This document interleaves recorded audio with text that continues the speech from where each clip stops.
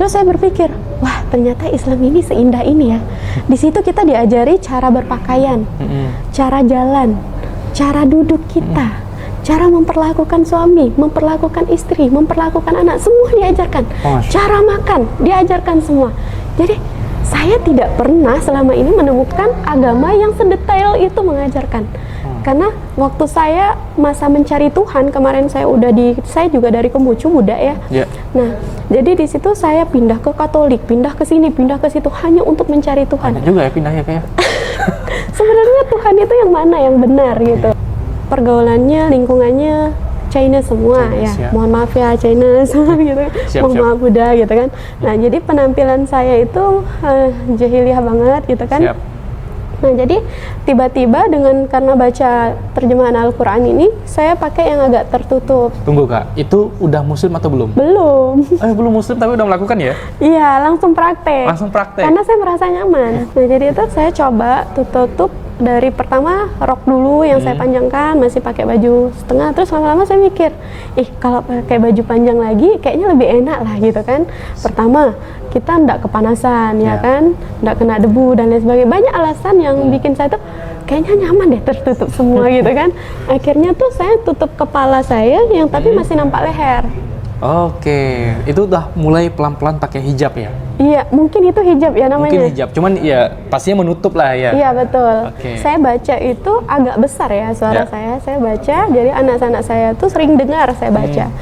Dan alhamdulillah mungkin mereka tersentuh, jadi Mami baca buku apa sih Mami? Kok enak ya? Cece suka bacanya gitu, Cece suka dengarnya, Cece mau dong buku ini gitu kan. Hari itu kami sholat maghrib, pintu kami nggak kunci. Oke. Pintu kami nggak kunci, jadi lagi sholat maghrib baru masuk 2 rakaat, papinya pulang. Dah. Oke, siap lanjut Kak. Papinya pulang, kami lagi jamaah, saya di depan, 4 anak saya di belakang, mukenahnya ditarik, langsung dibakar di depan. Jadi anak saya tuh bilang, papi, itu punya Cece, Cece mau pakai itu gitu kan. Ternyata bukan hanya barang-barang tadi untuk saya sholat yang dibuang, sayanya juga dibuang ke depan. Allah. Saya dan anak 4 ini dibuang, jadi diusir dari rumah. Kata bapak saya, kamu tuh bodoh. Apalagi dengan saya pulang, keadaannya saya tidak bawa apa-apa. Setidaknya kamu bawa mobil 1, uang nggak ada, ini nggak ada, apa-apa nggak ada. Nanti kamu makan macam mana? Saya tak pikirkan kau, kalau mau mati silakan. Saya cuma mikirkan anak kau aja, mau makan apa. Sakit dong hati saya.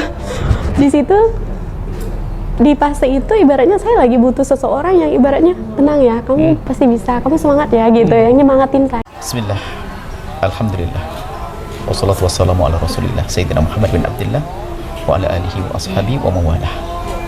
Kami seru kepada Anda yang sudah bergabung, istiqomahlah Anda. Bagi yang belum, segera bergabung, jangan sampai Anda ketinggalan dari rombongan kemuliaan.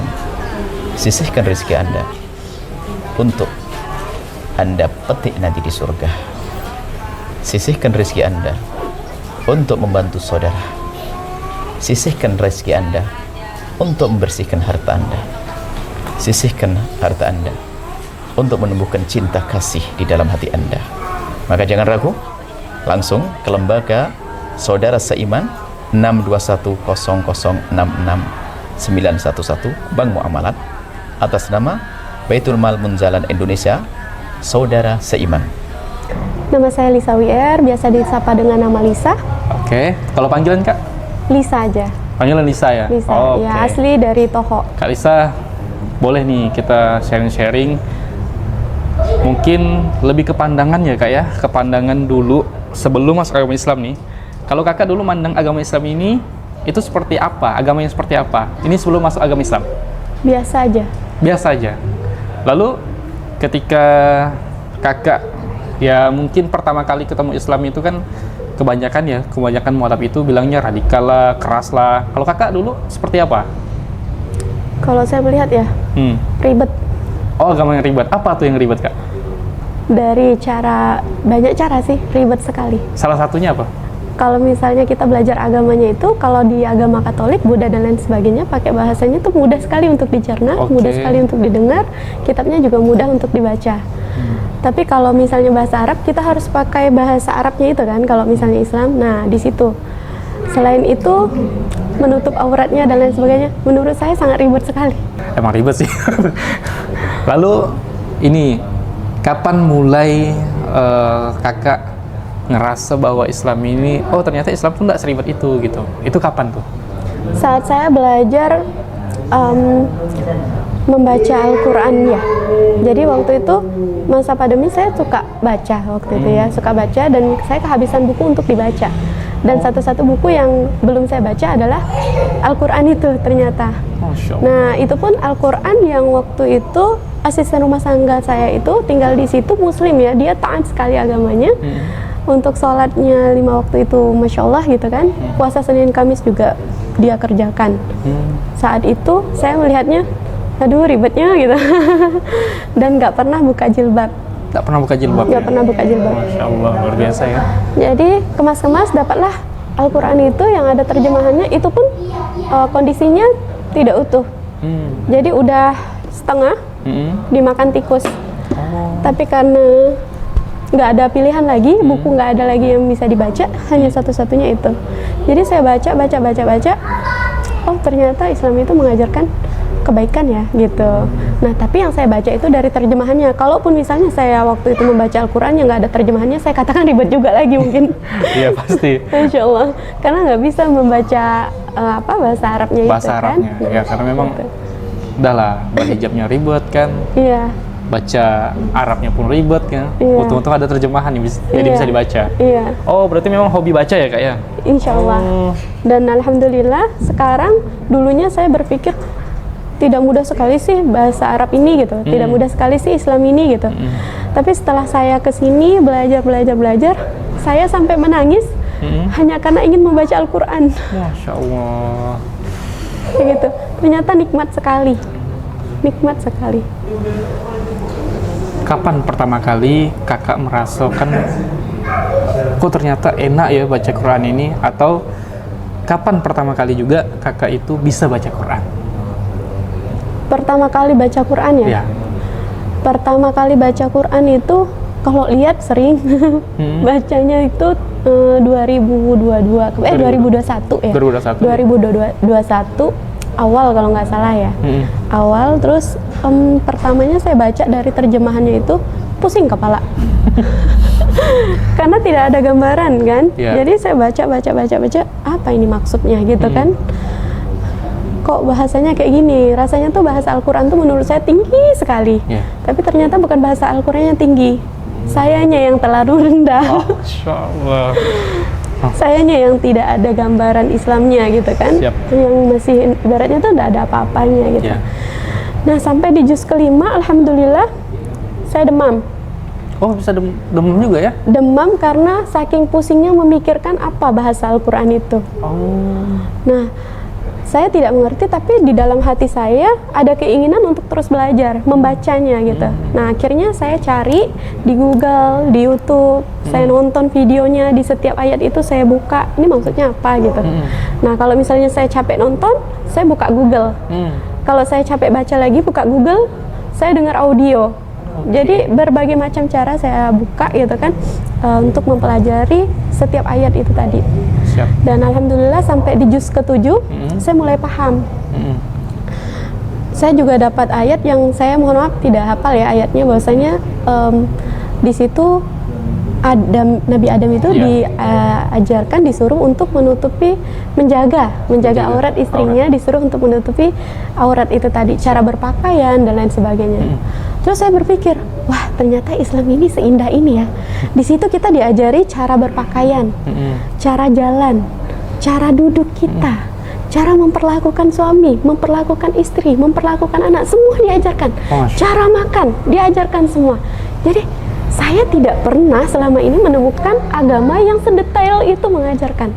Karena waktu saya masa mencari Tuhan kemarin, saya juga dari Kembucu Buddha ya. Nah, jadi di situ saya pindah ke Katolik, pindah ke sini, pindah ke situ hanya untuk mencari Tuhan. Banyak juga ya pindahnya kayak. Sebenarnya Tuhan itu yang mana yang benar gitu. Nah, saya percaya bahwasanya semua agama pasti mengajarkan kebaikan. Dan saya lihat tidak ada agama yang benar-benar baik gitu ya, benar-benar baik mengajarkan sedetail itu di Islam gitu. Masya Nah, Allah. jadi saya sedikit demi sedikit saya terapkan. Oke, mulai terbuka ini. Oke, Kak, kita mungkin lebih detail lagi nanya ini. Nggak apa-apa ya? Kak, kalau untuk suku sendiri, Kakak sukunya apa? Gimana? Kalau sukunya apa?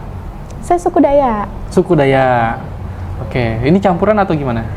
Iya, campuran. Kalau mama itu Cina masih ya, Ya. Cina, bapak itu Dayak. Terus saya menikah lagi dengan orang Chinese yang Konghucu. Oh, oke. Gitu. Loh. Jadi saya ikut suami. Oke.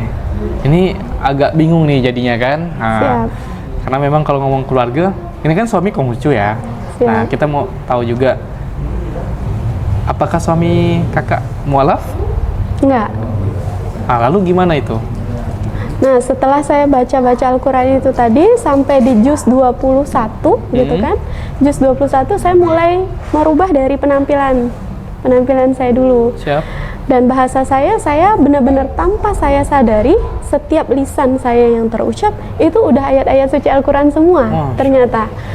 Sampai si papanya anak-anak bilang begini, kamu ini karena baca, orang kalau makin banyak baca, makin belajar itu makin pintar. Tapi kok kamu sekarang tambah gila? Oke, siap. Kamu tuh ngomong apa? Dia bilang gitu. Terus dulu kan saya pergaulannya, lingkungannya China semua Chinese, ya. ya. Mohon maaf ya China semua gitu. Siap, Mohon siap. maaf Buddha gitu kan. Nah, jadi penampilan saya itu jahiliyah banget gitu kan. Siap. Nah, jadi tiba-tiba karena baca terjemahan Al-Quran ini, saya pakai yang agak tertutup. Tunggu Kak, itu udah muslim atau belum? Belum. Belum muslim tapi udah melakukan ya? Iya, langsung praktek. Langsung praktek? Karena saya merasa nyaman. Nah, jadi itu saya coba tutup dari pertama rok dulu yang saya panjangkan, masih pakai baju setengah. Terus lama-lama saya mikir, kalau pakai baju panjang lagi kayaknya lebih enak lah gitu kan.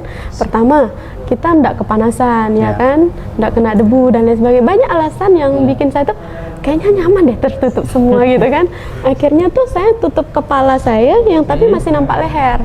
Oke, itu udah mulai pelan-pelan pakai hijab ya? Iya, mungkin itu hijab ya namanya. Mungkin hijab, cuman ya pastinya menutup lah ya. Iya, betul. Oke, ini memang kayaknya memang agak gila Kak. Soalnya kan pertama belum masuk Islam kan? Belum. Nah, jadi ya siapa sih kalau suaminya non muslim juga kan? Pasti mikir ngapain sih istri saya nih? Nah, Agak aneh. Agak aneh kan? Kecuali dia muslim, wajar kan? Nah, jadi gimana proses untuk meyakinkan suami kalau kakak ini udah betul-betul pelan-pelan ingin meluk agama Islam? Ini kan pasti ada prosesnya kan? Boleh Kak.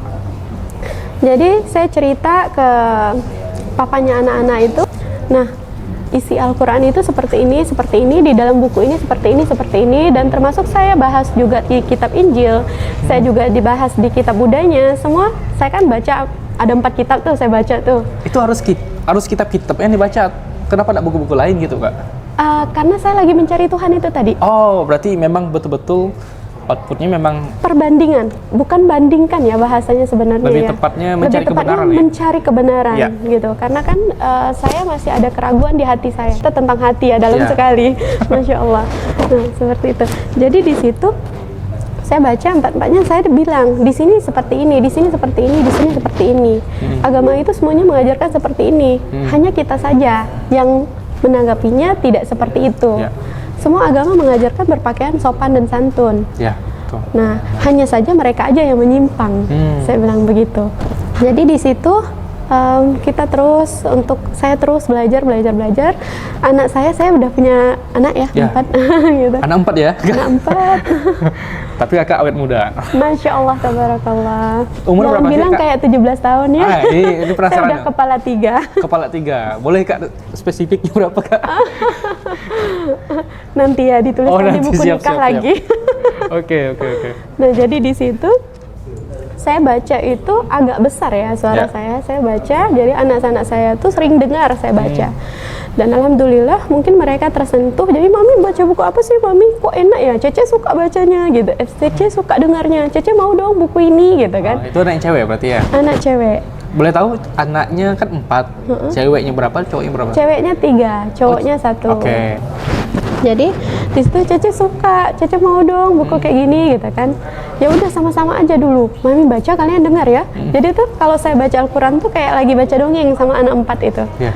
Dan setiap malam saya lakukan itu kalau nggak ada bapaknya. Nah, jadi saya coba juga menerapkan untuk sholat kemarin. Kita biasanya sholat itu belum Islam kan? syahadatnya. Oke, Belum. Jadi kita sholat waktu itu udah nerapkan tuh sholat tuh 5 waktu dan lain sebagainya. Masya Allah. Nah, biasanya kami sholat itu di waktu papinya tidak ada di rumah, dengan keadaan pintu pun juga tertutup. Hari itu kami sholat maghrib, pintu kami nggak kunci. Oke. Pintu kami nggak kunci. Jadi lagi sholat maghrib baru masuk 2 rakaat, papinya pulang. Dah. Oke, siap lanjut Kak. Papinya pulang, kami lagi jamaah, saya di depan, 4 anak saya di belakang, mukenahnya ditarik, langsung dibakar di depan. Oh. Jadi anak saya tuh bilang, papi, itu punya Cece, Cece mau pakai itu gitu kan. Tapi karena papinya udah nggak mau dengar alasan itu lain sebagainya, bukan hanya mukenah anak saya yang dibuang, tapi sejadah saya diraup, dibuang, juga semuanya dibuang. Ternyata dia selama ini memperhatikan saya, Al-Quran kami semua dibuang, dibakar. Kayak gitu. Ternyata bukan hanya barang-barang tadi untuk saya sholat yang dibuang, sayanya juga dibuang ke depan. Allah. Saya dan anak 4 ini dibuang. Jadi Dibuang diusir sama-sama. dari rumah. Diusir hari itu juga. Hari itu juga. Lalu gimana waktu itu? Apakah langsung ya kita kan nggak tahu ya namanya, apalagi kakak seorang wanita kan. Ya, apakah waktu itu kan kebanyakan kalau orang debat kasus kayak gini nih pasti tak kemana-mana lah pikirannya kan. Apa yang kakak rasakan waktu itu? Yang saya rasakan waktu itu sebenarnya saya butuh pertolongan aja ya. Butuh pertolongan, oke. Butuh pertolongan. Jadi pas dibuang di situ tuh, barang kan udah dibuang semua. Sebenarnya kelihatan sekali ya kalau misalnya dibuang di depan rumah gitu kan, orang lewat-lewat itu kan keluar ke jalan itu kelihatan banget tuh, iya. barang kita tuh. Nah, di situ sebenarnya saya butuh pertolongan gitu, butuh perhatian gitu kan. Tapi Allah tuh baik, Allah tidak memberikan perhatian itu dari orang-orang yang lewat. Tapi Allah membiarkan orang itu seperti tidak melihat kejadian itu semua. Jadi di situ saya sedih sekali karena kenapa? Kok nggak ada ya orang yang peduli sama saya gitu. Jadi di situ sebelum kita diusir di luar sebenarnya sempat ada, mohon maaf ya, pemukulan dan lain sebagainya. Jadi dipukul pakai meja dan lain sebagainya. Cuma saya bilang sama, kan saya ada asisten rumah tangga. Ya. Saya bilang sama asisten rumah tangga saya, anak-anak bawa dulu ke dalam, amankan, pastikan mereka tidak melihat kejadian ini apapun itu yang terjadi, kalian nggak usah keluar. Ya. Saya bilang gitu. Ini urusan saya sama dia. Jadi meja itu dipotong, dipukul ke saya. Jadi saya hanya diam aja gitu, karena kan saya yang salah ya. Ya. Tapi kalau dulu saya tidak berpikir saya salah, saya betul. Ya karena memang lagi dahsyatnya hidayah ya. Iya gitu. betul. Jadi sekarang ini baru saya sadar, oh saya yang salah. Tapi saya nggak berani ngelawan gitu kan. Ya udah saya diam aja, karena kalau misalnya saya ada perlawanan pasti akan lebih parah lagi. Gitu. Nah akhirnya tuh udah capek kan, mungkin kan dia. Jadi dibuang. Sayanya yang diusir. Udah kamu pulang aja. Jadi saya nangis-nangis telepon bapak, Pak, saya diusir gitu kan, jemput saya. Karena apa? Karena ini gitu kan. Ya udah, bapak saya nggak nanya apa-apa, langsung adik saya disuruh jemput saya. Kita pulang semuanya, pulang ke rumah. Saya kira bapak saya baik, Ya. tapi ternyata memang baik. Memang baik ya. Memang baik sekali. Sampai di sana itu pulang. Diam kan bapak tuh, ini semua pasti salah kau, gitu kan? Kau tuh bodoh. Bapak itu waktu itu masih non muslim kan kak? Bapak itu udah muslim, Oh udah muslim. tapi tidak mengerti Islam.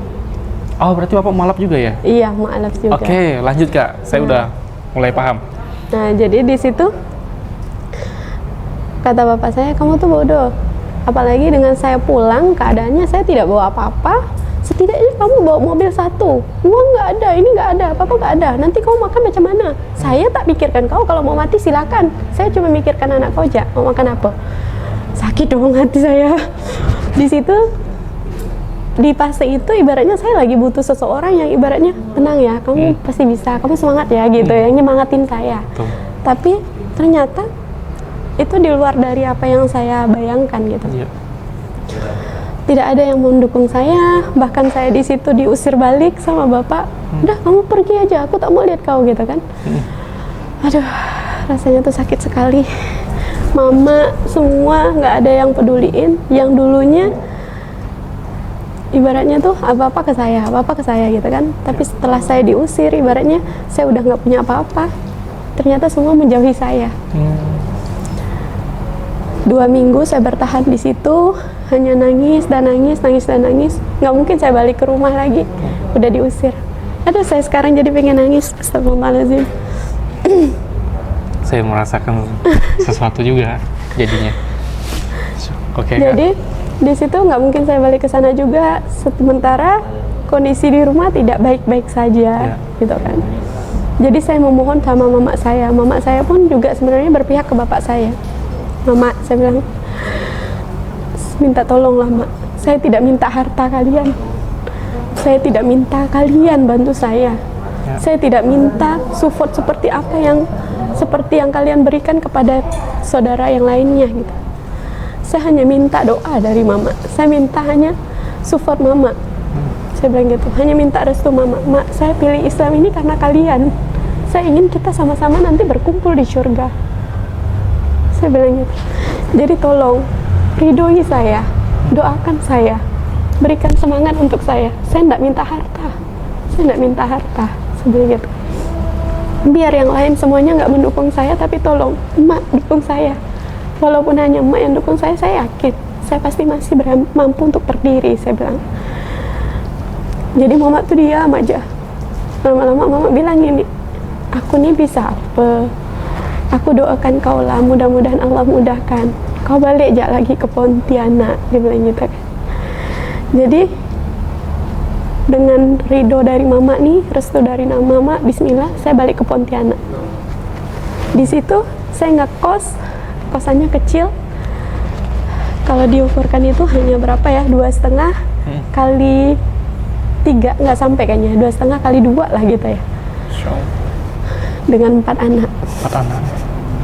Makan di situ, minum di situ, tidur di situ, semua aktivitas di situ. Ditambah lagi 1 pengasuh saya. Karena kalau saya kerja nggak mungkin anak saya tinggalkan begitu aja. Anak saya masih kecil-kecil kemarin. Jadi kami pernah makan itu dikasih tetangga 2 piring untuk 5 orang. Saya pengen nangis jadinya. Seperti itu, makanya bismillah doa saya tahu rasanya menjadi mu'alaf itu bahwasanya resiko pertamanya pasti diusir dari rumah, dijauhi dari keluarga dan lain sebagainya. Setelah saya berhijrah, saya memberanikan diri karena ada rasa yang seperti ini. Saya melihat juga bahwasanya di tempat kami itu banyak sekali yang muslim, banyak sekali yang Islam tapi mereka tidak berislam. Apa maksudnya banyak yang Islam tapi tidak berislam? Mereka Islam tapi mereka tidak mengerti apa itu Islam. Bahkan 2 kalimat syahadat saja mereka tidak mengerti. Untuk sholat 1 tahun sekali, hanya Idul Fitri dan Idul Adha pun mereka syukur-syukuran.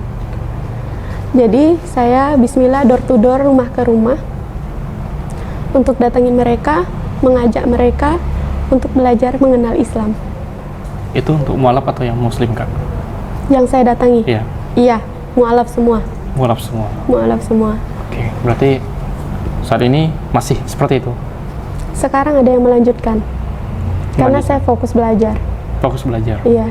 Jadi di situ, alhamdulillah, saya door to door seperti itu. Ya. Ada yang ngusir saya, ada yang menghina saya, mencaci, memaki saya. Dan itu bukan orang jauh, keluarga sendiri. Keluarga sendiri. Ada yang bahasanya seperti ini. Kalian yakin Lisa itu mengajarkan kebaikan sama kalian, mengajarkan Islam yang benar sama kalian? Sementara kalian tahu dia siapa. Masa orang bodoh ngajarin orang bodoh? Bahasanya seperti itu. Nah, jadi di situ tantangannya tuh tidak mudah sekali. Yang dulu juga bapak saya itu sangat menentang saya untuk memeluk Islam gitu kan, membela Islam, karena demi Islam ini saya meninggalkan semuanya. Saya rela untuk berpisah dengan papanya anak-anak. Saya meninggalkan semua, apapun itu, saya tidak membawa apa-apa, karena kata papanya anak-anak, kamu boleh pergi memeluk Islam, pergi saja, tapi tidak boleh bawa satu benda pun. Kalau mau bawa anak-anak silahkan. Jadi saya nggak bawa apa-apa, hanya bawa anak. Jadi harta saya tuh anak-anak. Berarti komunikasi udah nggak jalan gitu? Kalau untuk saat ini ada masih Ada? terkadang. Ya, memang harus dijaga karena ada anak-anak juga kan? Karena anak-anak Ya. hanya menjaga perasaan anak-anak. Kalau Ya. saya sendiri saat komunikasi sama dia sebenarnya tidak nyaman, karena bahasanya selalu membuat perasaan saya tidak nyaman. Jadi terkadang saya buka chatnya, saya pejam, menjaga perasaan saya agar saya tidak berpikir yang tidak baik. Oke. Seperti itu. Jadi, tapi demi anak-anak, kalau misalnya anak-anak mau ketemu, kan anak-anak belum bisa bawa kendaraan sendiri. Saya harus mengorbankan perasaan saya. Oke. Berarti Kayak kakak langsung yang mengantarkan. Betul. Saya tetap harus mengawasi anak-anak agar bahasa-bahasa yang dikeluarkan itu tetap terjaga untuk anak-anak. Oke, yang tidak baik boleh saya dengar, tapi untuk anak-anak mereka masih tidak tahu apa-apa. Ya. Yang salah kalau mau disalahkan itu saya. Gitu. Nah, jadi di situ alhamdulillah kita yang telah di waktu mau buka TPA, kan saya langsung buka TPA ya kemarin. Oh, udah buka TPA berarti? Alhamdulillah. Di mana kak? Di Toho. Di Toho? Mm-mm. Oke, di Toho. Itu udah berapa lama kak? Dari tahun 2021 kemarin. Berarti udah lama juga ya? Pas saya mulai hijrah, Berarti pas hijrah langsung kepikiran bergerak, gitu ya? langsung bergerak, Oke. gitu. Sekarang di Pontianak ngekos kan? Ngekos. Berarti di sana nggak jalan lagi? Di sana ada yang lain melanjutkan. Ada yang lain melanjutkan? Posisi kakak udah mengajarkan atau?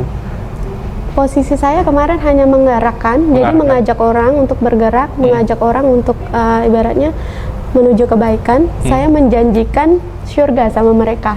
Saya bilang kalau untuk bayar uang kalian, gaji kalian itu nggak bisa. Saya nggak punya, saya bilang gitu. Kadang saya untuk kesini aja isi bensin itu cukup-cukup, pas-pas. Kadang saya pergi nggak bawa uang, pulang dari sini saya dikasih bapak. Nah, jadi saya hanya menjanjikan pahala sama mereka, menjanjikan surga sama mereka. Dan alhamdulillah mereka mau, ada ya juga yang mau bergerak gitu, mau mengajarkan di situ. Nah, di situ karena saya tidak bisa untuk mengajar, tadi yang Mas bilang, jadi saya cari orang yang bisa ngajar. Ini kan ngomong tentang hijrah. Apa yang sebenarnya tujuan utama kakak? Kan kalau orang tuh biasanya kebanyakan itu ada yang dapat ridha Allah lah, ada yang betul-betul hijrah ini karena ingin masuk surga aja. Nah, macam-macam lah alasan. Selain hati yang tenang, kira-kira apa tujuan utama kakak? Kenapa pengen gitu meninggalkan yang udah nyaman nih tadi, masuk Islam langsung dapat kesulitan? Itu kan suatu pengorbanan yang luar biasa ya. Nah, apa sebenarnya tujuan untuk melakukan itu semua? Tujuan itu semua ya. Pertama kan tadi kita ingin mendapatkan ketenangan hati, kenikmatan iman. Oke, ya kan? kenikmatan Kalau iman. untuk tujuan kita mendapatkan surga, saya rasa hampir semua orang pun itu. Ya. Termasuk mohon maaf, yang non pun juga tujuannya itu. Kalau saya saat ini dan sampai saat ini di depan ini gitu kan, saya ingin mengajak lebih banyak lagi umat di dunia itu merasakan kenikmatan iman Islam. Masya Allah. Gitu. Ini tujuannya besar ini. Jadi bukan hanya, banyak saya melihat bahwasanya orang itu bisa mengaji, bahkan mereka itu mengaji dengan baik dan benar, tajwid dan lain sebagainya mereka bagus sekali, tapi mereka tidak mengerti apa yang mereka baca. Oke, siap. Jadi seperti tadi yang saya katakan bahwasanya banyak mereka itu sudah Islam tapi tidak berislam. Mereka syar'i tapi tidak bersyar'i. Ya. Apa maksudnya gitu kan? Udah Islam tapi mereka tidak mengenal apa kenikmatan Islam itu. Udah bersyar'i, berpakaian tertutup dan lain sebagainya, tapi mereka tidak menjalankan syariat Islamnya. mohon maaf tadi yang makannya masih apa aja boleh dimakan gitu kan, yang masih sembarang, tidak memperdulikan halal atau tidak halalnya. Terus mohon maaf lagi bagi yang wanita sudah bersyar'i tapi masih membicarakan saudara sendiri, seperti itu. Masih banyak lagi yang saya lihat bahwasanya mereka bersyar'i tapi tidak, mereka syar'i tapi tidak bersyar'i.